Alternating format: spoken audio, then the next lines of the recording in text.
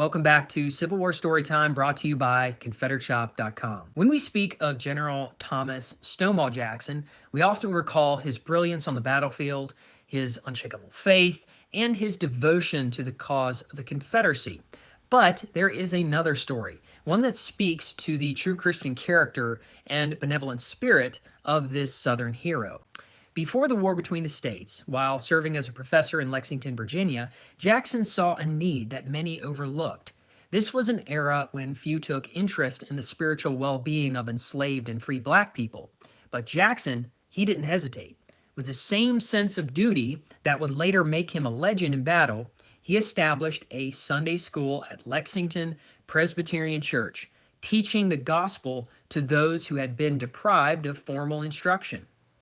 Now, despite laws and social norms discouraging such efforts, Jackson firmly believed that all men were children of God and deserved to hear his word.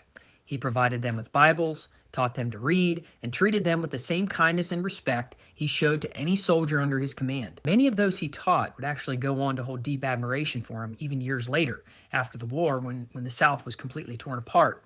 Now, one good example of this is the stained glass window, which was commissioned years later by those who were actually trained in the Sunday school. You can see a picture of that here on the screen. See, I believe Jackson's actions reveal the true spirit of the Confederacy, and it's not one of hatred as modern history books would want you to believe.